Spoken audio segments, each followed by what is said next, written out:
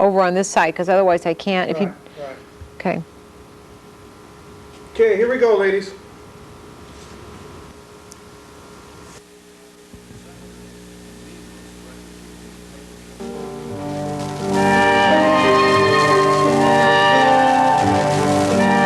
The Jewish Community, a series of programs dealing with the accomplishments, the needs, and the goals of the Jewish community in the Omaha area. Produced by the Jewish Community Relations Committee of the Jewish Federation of Omaha in cooperation with WOWT.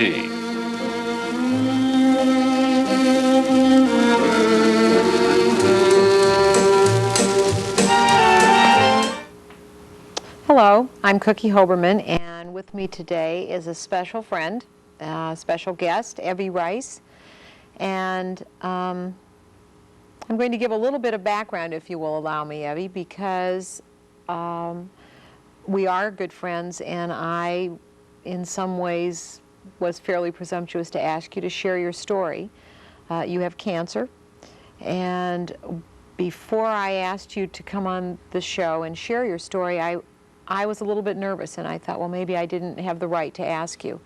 But because you are so special and in my eyes very courageous and always, well, not always, but most of the time pretty up, I think you have some special things to say. And I have to ask you, what made you decide to do this? Because I know when I said, you said, well, maybe I'm not going to do this. What made you decide to do this? Well, I just thought there were some things that I just thought would be interesting for people that aren't all negative about cancer. I mean, obviously, I would much prefer not to have it. I mean, I'd be insane, you know, to act like I do.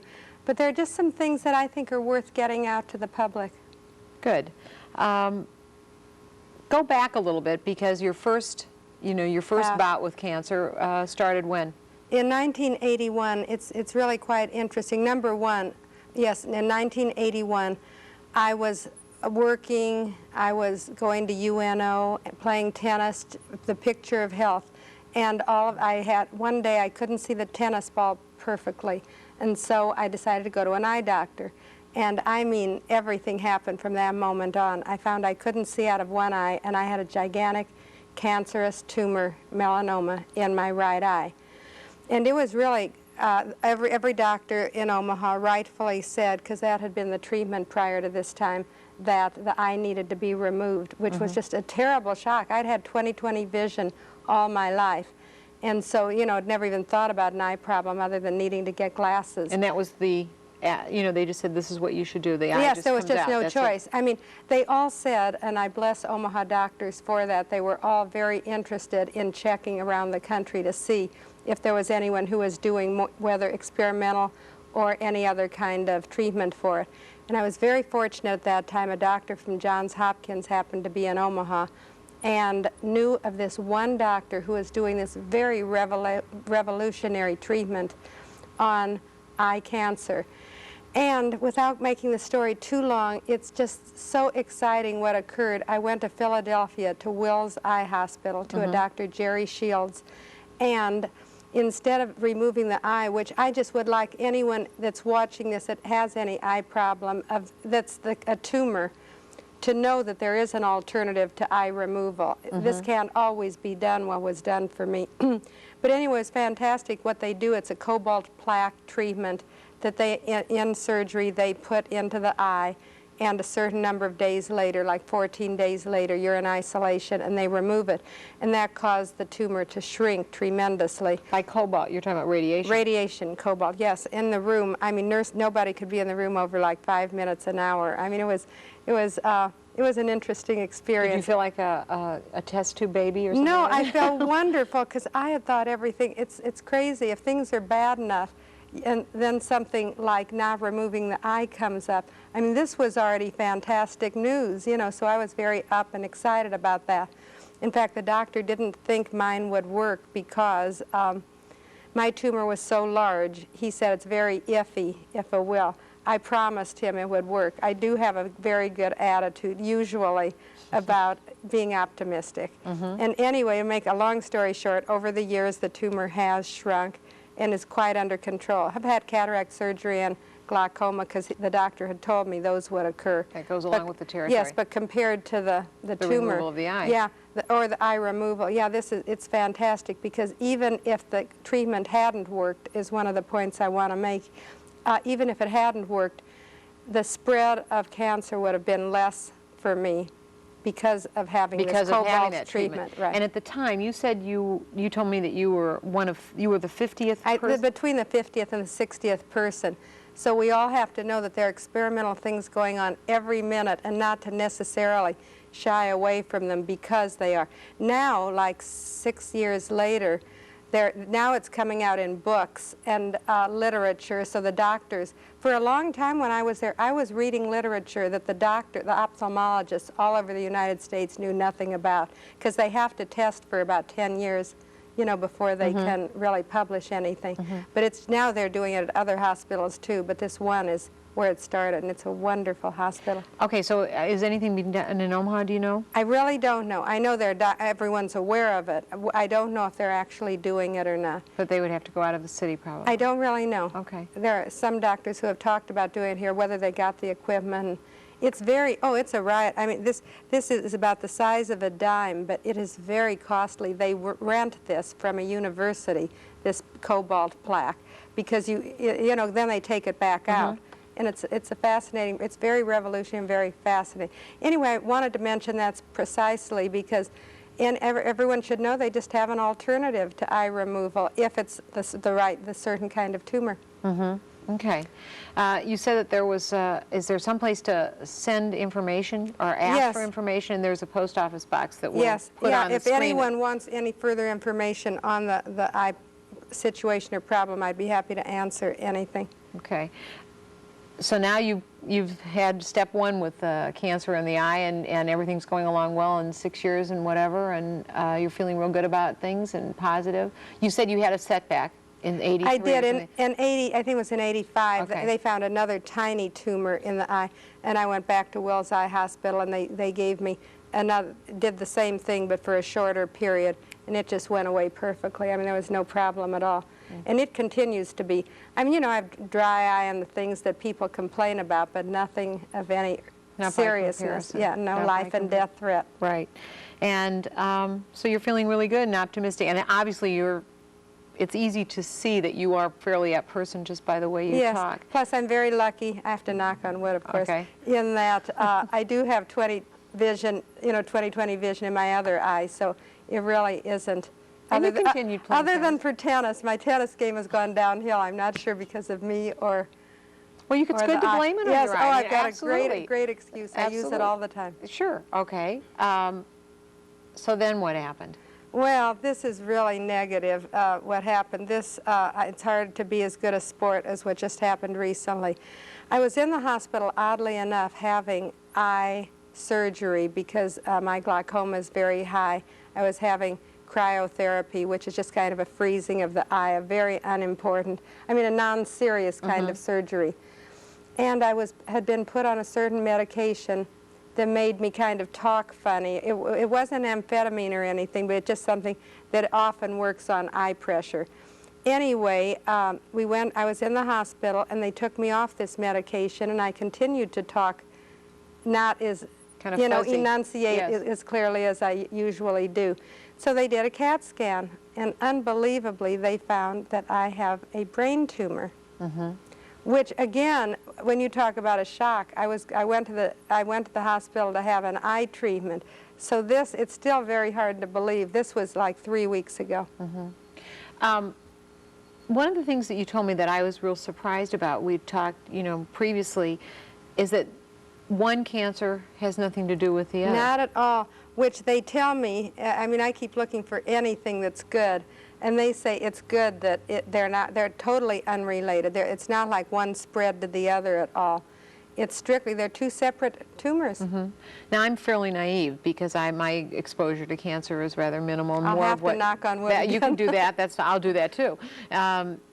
But I did not realize, you said there are many different forms of cancer, as you have learned, or there are lots of different varieties or whatever. Of brain tumors, I know there are. I don't know. I really don't know as far as the eye if there are, many different ones. But brain tumors, there definitely are. And you said that you really didn't have any headaches, or it was just kind of a surprise. Absolutely nothing. I had no headaches, no anything, no dragging of a leg, no absolutely anything. I mean, I still keep saying they made a mistake. I really mean it. It's just too unbelievable for me. And what have you had to go through since you found out then? Well, a lot of unpleasantness. I went to have my brain surgery at Johns Hopkins Hospital in Baltimore, Maryland, where they did the surgery on me. And then something went wrong, so I had a second surgery because there was a blood clot, and they removed that. And in general, I don't need to tell you, it was a very unpleasant experience, no matter where I'd been. And then the really terrible part was then the pathology report came back, and it's malignant. So the only thing I can really hope for is right now I'm in radiation treatment, and there's a chance that'll work. And if not, again, like with my eye situation, there's a lot of work being done on brain tumors like there is on everything. The thing that you said to me that surprised me is that when you had the surgery, that there was really no pain. No, brain is so interesting. You know, like if you have an appendectomy or something, you just turn over the next morning and you don't even want to move because it hurts. I don't even know because I'm obviously far from a doctor, but with brain, I mean, I was walking the next day. I've never had a drop of pain. Do you think I'm superstitious? Is that unusual, do you know? I mean, it sounds kind of incredible to me. I think the brain, I asked somebody, and the brain just is, for some reason, a non-pain. And you only were given Tylenol, is that right? The maximum I've had through this entire brain surgery is 2 Tylenol. That is kind of surprising. Yes, and honestly, that was fine. You wrote a journal a while ago in relationship to your eye surgery, and one of the things that you gave it to me and allowed me to read it, which I appreciated, your personal sides of life. But one of the things you said was talking about friends and friendships, and what it meant, at that time. Have things changed from then to now, or in relationship to friendships, or what you expect from people or such? It's really kind of interesting. I don't want anyone to even dream of thinking that my friends are probably like everyone thinks. My friends are just the best friends of anyone, and they've 99 and 9/10% been utterly fantastic. It's not that my friends haven't been good. There's a difference point that I really want to make in, I think, what you're referring to. Friends are scared of illness. People are scared of illness. And in talking to someone that has cancer, or in talking to someone who has a child that is not normal or has a disease, or even divorce or death in a family, people are so frightened of it that they ignore it. Therefore, they sometimes ignore you, which during my eye, I was willing to say, well, I understand. They just, it scares them, and, I was helping them along. Well, I'm unwilling to do that anymore. I just think that's a real problem, and something that I would hope people could, not just from me certainly, but just in general, could learn about. I talked to a girl the other night who has 3 children. One of them has, I don't remember if it was muscular dystrophy or some disease. And as she says, people walk up to her and say, how are Bill and Tom, the 2 kids that don't have it? Strictly ignore, the child that has the illness. And I've had people come up to me, and I know people that like, that are friends of mine. And instead of us saying, boy, that was a terrible thing that happened, or how do you feel? Just really can't do it. They ignore it. And it does hurt my feelings.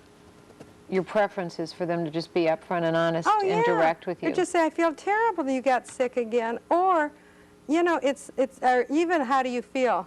I mean, that isn't as good. But, I'm not trying to pick a point. I just think it's a shame. I understand, and I hear what you're saying, and I think that, so often people don't know what to say because they don't, That's right. They don't understand. And what I think they also don't understand is how that makes you feel. Of course not. As They'd the never person. do it Because to so hurt often me. we think, well, we want to say something that's going to be positive, or it's going to fix it and everything's going to be okay. How do you feel when someone says, oh, well, don't worry, I know everything's going to be okay? Well, I would like to say, I'd like to put you in my position, for a day and see if you'd feel that way. because it wouldn't happen. Or they usually say, you know, you have such a positive attitude, you got well the last time, you know, this is nothing. Well, it is something, you know, you just have to realize that. The other thing is, I think I lost my trend, something I was going to say with people, that how they don't mean anything wrong by it all when they don't say anything. They just, also they're kind of afraid, like if they see you at a party or somewhere, they're kind of afraid to bring it up because they don't want me to get sad or the person to get sad. But I've heard people that are getting divorced say that, and people who have lost family. We sometimes forget that sadness is a part of our lives. Yes. You know, it's a part of our human emotions, and sometimes sometimes there's nothing more you can do except cry and feel sad. That's right. And sometimes we need someone to be sad Yeah, with us. I don't want anyone to misunderstand that at parties I want people to say, tell me every detail of this and we'll cry wanna together. come cry with me? No, I don't No. mean that at all. There's just a feeling of someone that just, you can just tell that they're not going to touch it with a 10-foot pole. Well, and don't you find that sometimes you end up taking care of them? And that you may Yes. say, well, let me tell you how I feel. I mean, I'm okay now. Or Yes, I'm doing that's definitely what I did. And you don't want that The first responsibility. batch, and it is a responsibility, because here I am sick, making someone else at ease and feel better. And there's Boy, some I sound like resentment. an angry person. No, no, but I think you have a right, you know, it's at a certain point that maybe you kind of break through the social amenities, if you will, and get to the honesty. The honesty has come out this one for sure. Yeah, Three's the charm. And We're going no further than this. and don't you appreciate that? Don't you Yes. appreciate that? And maybe that's why people say, you hear people often talk about children that come up and say to someone who has an amputated leg or an Yes. amputated arm, or say, how did you lose that? What happened? That the child just It's cuts better. through. They do. And they just say it Well, that's honestly. certainly with handicapped people. I can't even imagine what they go through, because I see people straight ignoring them, you know, because they're scared of it if they see that. So that's even a more serious ignoring problem, I think. Well, and also, but with you, I mean, unless you know about it too, you don't look sick. Thank you. Yeah, I mean, you don't look sick. I'll try to open my Okay, right you know, eye a little bit. I don't want to do that. And we talked about that too a little bit, that, you know, there might be a lot of anger because you didn't even know that your body was so sick, that something was going on inside of you, you know, the brain tumor and such, and the danger of what was going on. You had no idea. You know? No, it's more than anger. It really is shock. I mean, to this minute, and it sounds so dumb, my dear husband is going to go crazy with me because I keep saying, this must be a mistake. I mean, I feel perfect. I just still can't believe it, in that nothing ever bothered me. So I don't know if it's anger. My anger is, yes, you know, strictly like Kubler-Ross, the morning, what's her name? Kubler-Ross, Elizabeth Kubler-Ross, right? I mean, sure, I went through every single stage. It's a very scary situation I'm in, and it'd be ridiculous to think I'm not. You said to me too that this book, that you have read a lot of books, and you did bring this specifically Yes. to share And this I book. have nothing to gain from this No, book, no. but it is interesting. When I was sick in 81, I received all kinds of books that I'm not going to mention what I didn't like, but there were a lot of them. But this particular book, I don't know where the camera is. That's right. It's called Love, Medicine, and Miracles. It's by a Bernie Siegel, M.D. It's like a self-healing from. What this surgeon did is he learned from what his exceptional patients, how they came out, as opposed to always taking surveys on how many deaths there were and what was story. negative. Story of survival. And there are miracles that happen every day, and having the positive image. And incidentally, I was told by my daughter that this is coming out in a paperback this month, if anyone's interested. I do sound like I'm promoting. Yeah, you do. Well, that's all right. Well, No, maybe, I think it's a good book for anyone to read, hopefully not because they have, it doesn't have just to do with cancer. I just think it's a very good book for anyone to read, just about attitude. What is going on with your attitude? Well, how do you get up in the morning and say, you know, how do you get, because so often, I mean, I can put myself in your position only from an imaginary point of view. And I've said to you, you know, I'm very humbled around you because I don't know if I would be able to to get up in the morning and smile and look as lovely as you do. Thank and you. go I for don't it. all the time. I have days and I have days. There's just no question about that. You know, if I really stop and think about it, I go crazy because I get really depressed and upset, which fortunately I am working, I am active, I do a lot of things and have a lot of nice friends and keep pretty busy, and I think that's tremendously helpful. I've even made great friends in the radiation department. They're wonderful. But anyway, no, it's a very big downer. I mean, again, since the eye didn't spread to the tumor, you have to, the reason I had brought up, what's her name? Kugler? Elizabeth Kubler-Ross. Yes, she did the stages, yes, right? because the stages, one of them is the why me. And I have to say the why me. I mean, I've already done this twice. I mean, why me? I'm asking. And very, you know, at first anger and this and that, the exact stages that you follow in, what is that, mourning, death? Mourning? Death and Dying is what she talks about. That was one of my courses at college. I half learned it, I guess. I did graduate, though, during that time. Good. You graduated during that time. During my 81 time. Uh-huh. Okay. Do you say to yourself in the morning sometimes that you get up? Do you say some things that help you get through the day, or do you just busy yourself? Do you concentrate on different things depending on the day? What?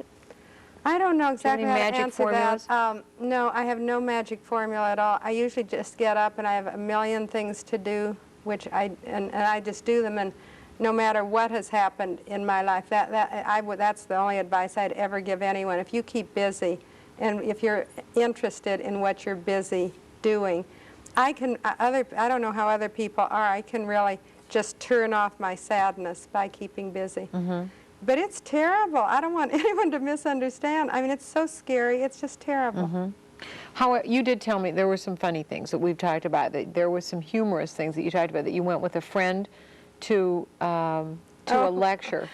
Yes, one evening, this really was funny, and I'm going to give the priest's name wrong, so I'm going to leave his name out.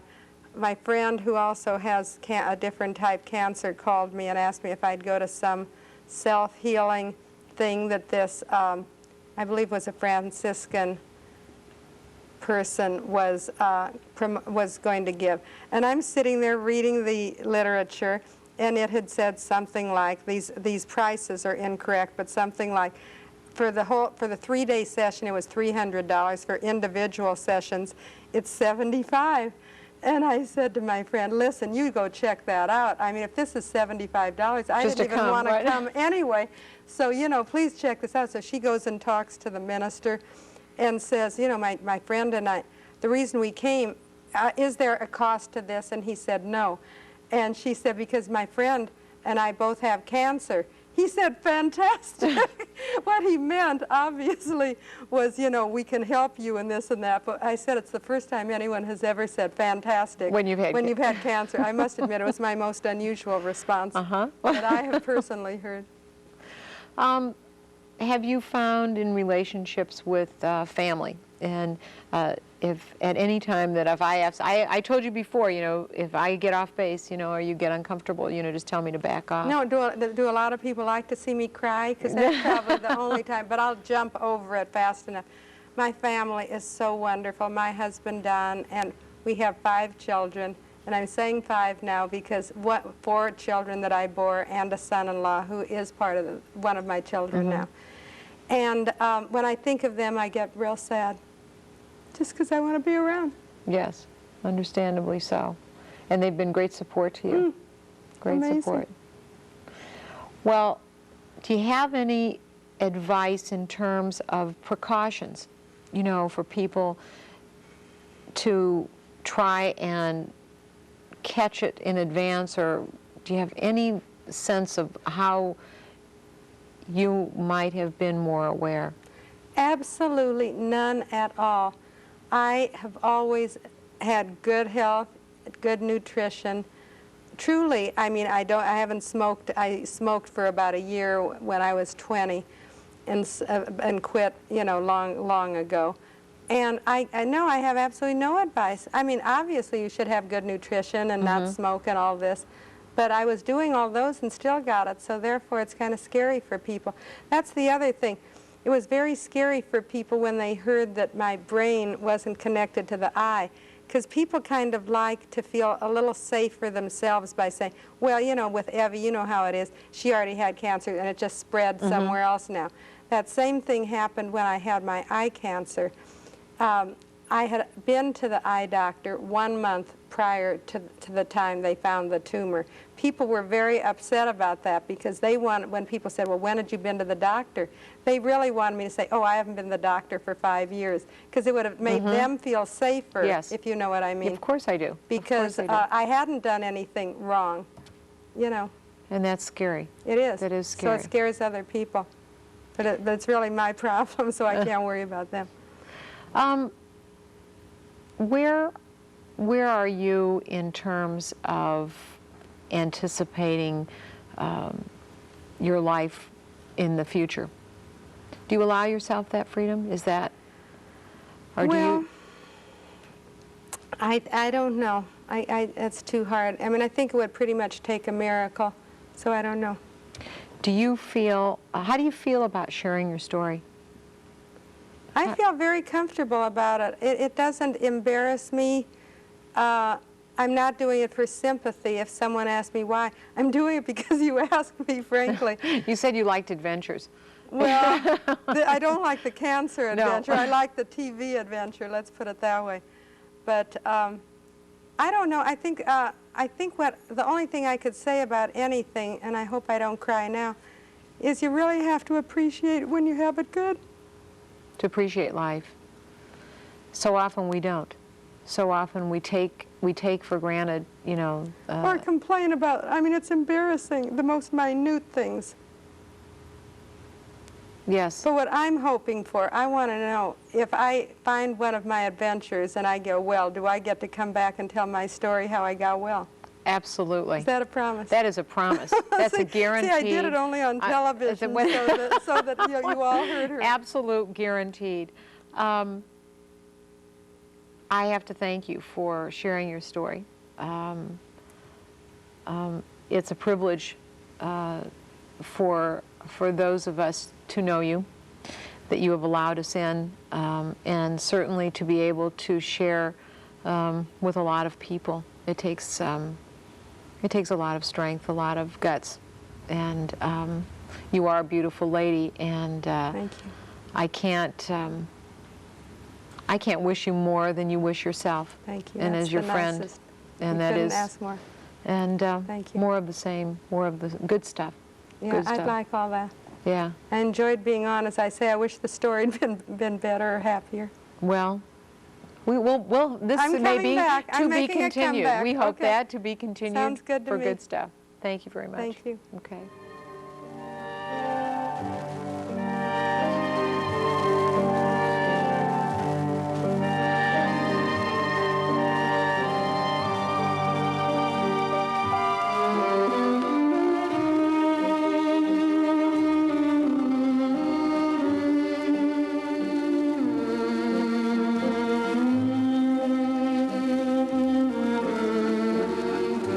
This program was produced by the Jewish Community Relations Committee of the Jewish Federation of Omaha in cooperation with WOWT.